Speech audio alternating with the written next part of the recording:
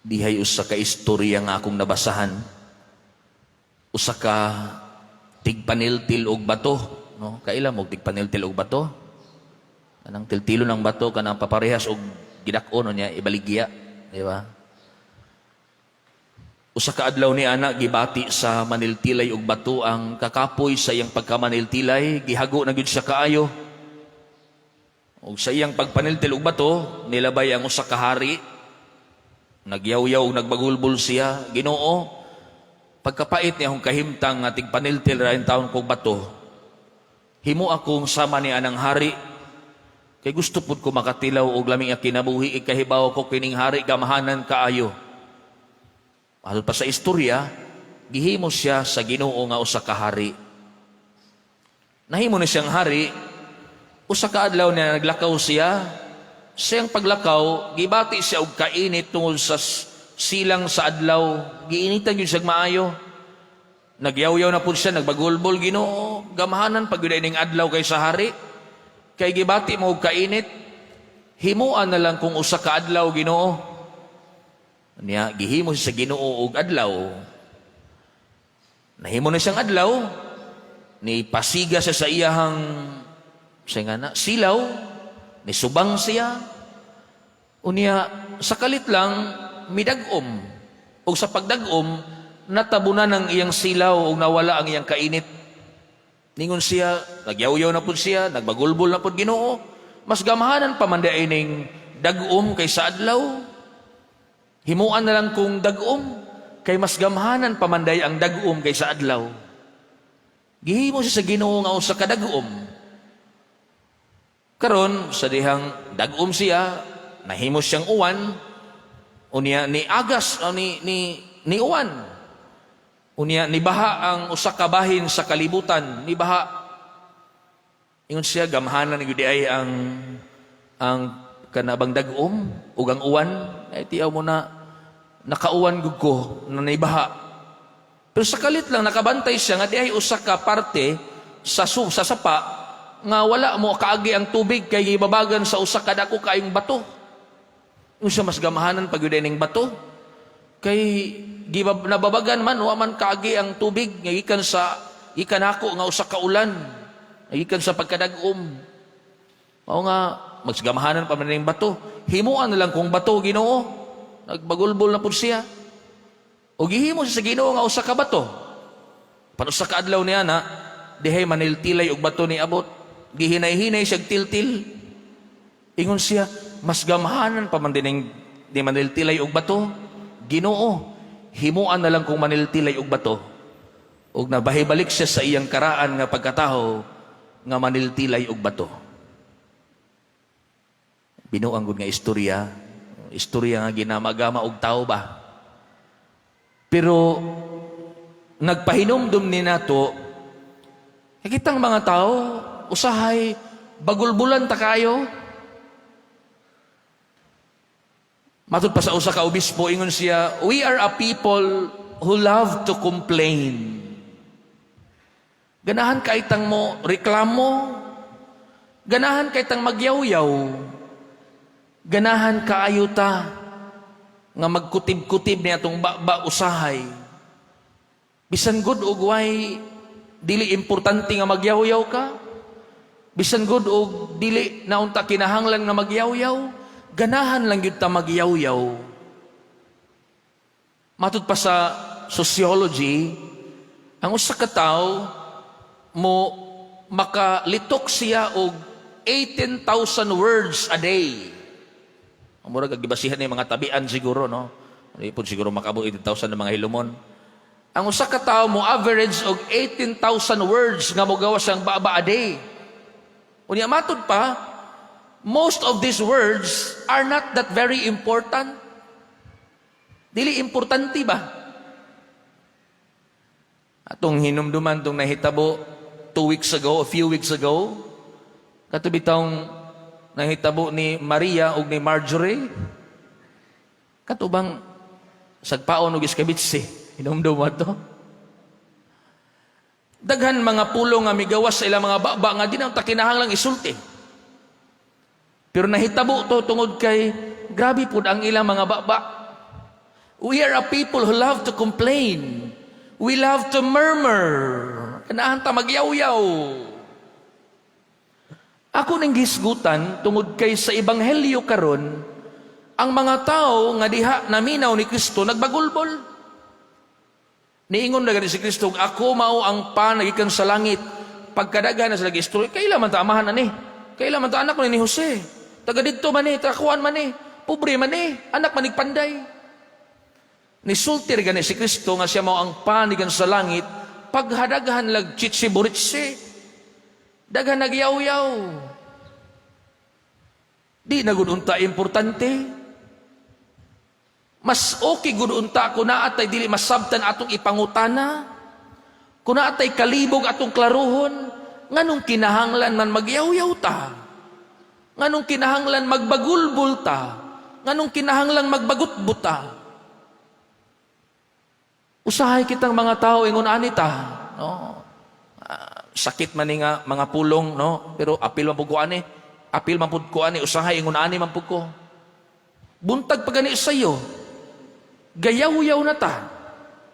Kadlawon pang dako, gasininggitay na ta. We love to murmur.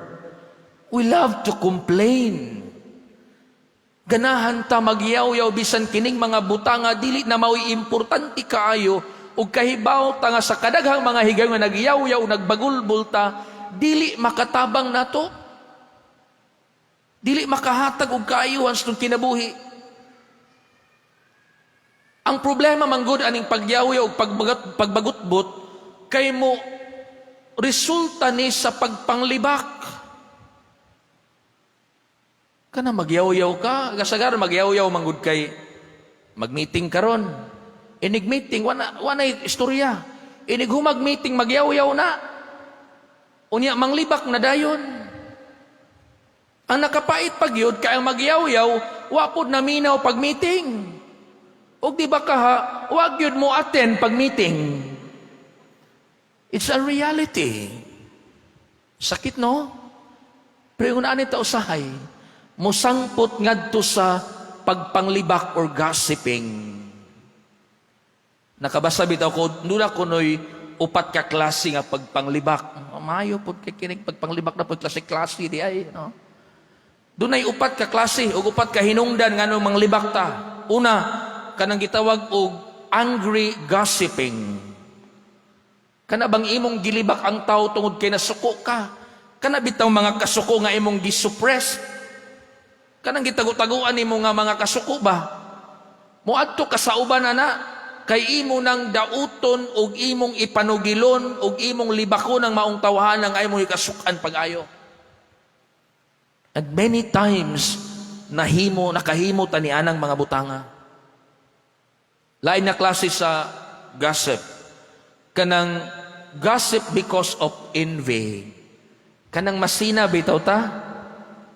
Nikalit magkadato ang silingan, nabaligyan nagsyabo, pero agud kay basihanan.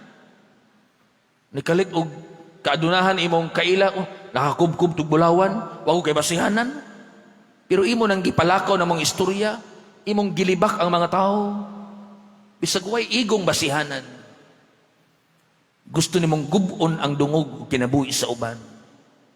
Tungod kay nalabuan ka, nasakitan ka na niasinso sila, ug ikaw nagpabilin nga sama ni ana. Panglibak tungod kay nasinata. Lain na klase sa pagmanglibak, kanang amusing and entertaining gossip. Kana wag ka masuko, wapod ka masina, pero libakon lang yun ninyo, bakay mga tawa man mo niglibak, malingaw man tao gato silang libakon. Diba? Mabito nang ang nakaigit pagreduan di makalimtan hangtod karon, atong balik-balikon og libak og istorya. Diya mga tawa ta. Simple, we love to murmur. Ganahan lang yun ta magyaw-yaw, magbagulbol. O ganahan lang yun ta manglibak. Unay laing klase nga libay kaupat kanang insecurity nga mao'y nakaingon nganong manglibak ta. Kada bang insecure ta aning tawhana? Natungod ka insecure ta, ato silang libakon nga inig labas sa maong istorya kita mao'y hawd, o kita mao'y mas labaw, kaya nang tawahan nga atong gilibak. Again, muangkol mo sa dili, dunay mga higayon nga ingon ani ta usahay, including myself. Sakita po kami istorya, Father. Pero that's the reality. And we have to learn from this. Maunay gisgutan sa ibanghelyo, nagyaw-yaw o nagbagulbol ang mga tao without even asking, without even kanabang giklaro nila, nagyaw-yaw lang yun sila. Abi ninyo kani ba yung pagpanglibak, no? Gitawag ni og defamation. What do I mean by defamation? Kanang gubo nimo ang dungog sa imong isig katao. Gubo nimo ang pagkatao anang imuhang gilibak. O gusto nimong ipakita nga mas hawd ka ug mas labaw ka kay nila. The Lord is reminding us today, dili maayo nga magsigil ang tagyaw-yaw ug bagulbol. Dili maayo nga mosangpot ang atong pagbagulbol ug pagyaw-yaw ngadto sa pagpanglibak. Daghang mga ginikanan nga ang ilahang pagpadako silang mga anak puno sa pagyaw-yaw ug pagbagulbol. But I think ang pinakanindot nga pagdisiplina sa mga anak ug pagtudlo nila sa unsay sakto dili ang pagyaw-yaw tibok adlaw ug kadlawon pangdako gayaw-yaw na ka. But it's about giving a good example that you don't have nga musulti pa ka. Kaya ang imong mga anak mahakita sa imong panig-ingnan, musunod sila. Ingon ani man dahil si nanay ug si tatay. You don't need to shout. Di kinahanglan magbagulbol. Kung nagsige lang kagyaw-yaw ug bagulbol, anyawa mo sunod yung mga anak, try to ask yourself, basin kung ikaw mismo wala ka makahata o may panig-ingnan ng mga bataan. You don't need to murmur. Dili kinahanglan nga magyaw-yaw ta. Ang problema man gud magsige tag yaw-yaw, dili na ta kapaminaw. Kana bitong mag-away ng banag-asawa, wa pag nikahuman ag asawa pausog bana, wa pag nikasulog ag bana gayaw-yaw pag asawa. Wa magkasinabtanay, kay wa man magpamaminaway.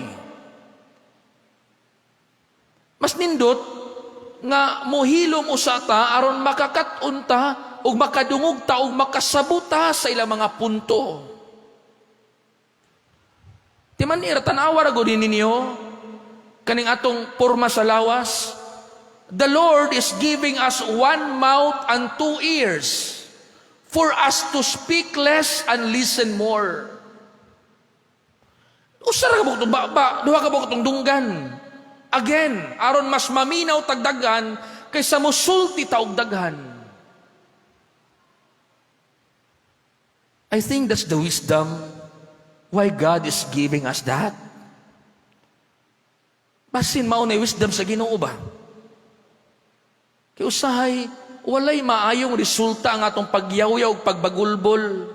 Nganong paabtod pa manato magsakitanay ta kung mahimo ra nga mohilom ta ug ato silang paminawon.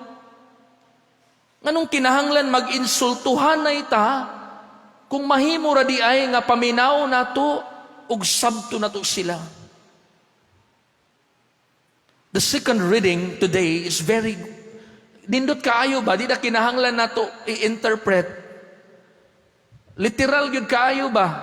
Kung naminaw lang ta, pagkanindot, biyain ninyo ang tanang kayugot, kasuko, pagdumot, biyain na ninyo.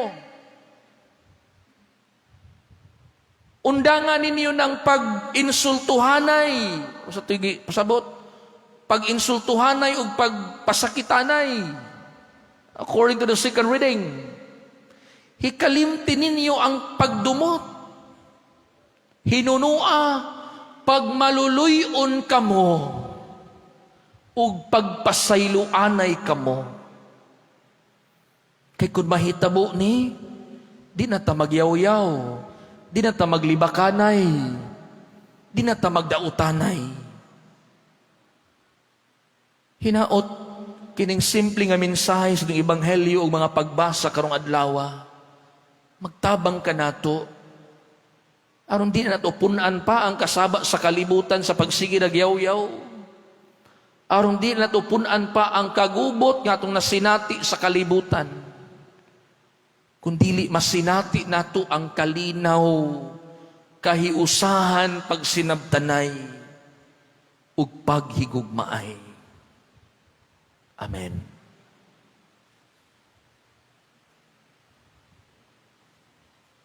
Palihog manindog atong ipadayag atong pagtuo. Nagatuo kami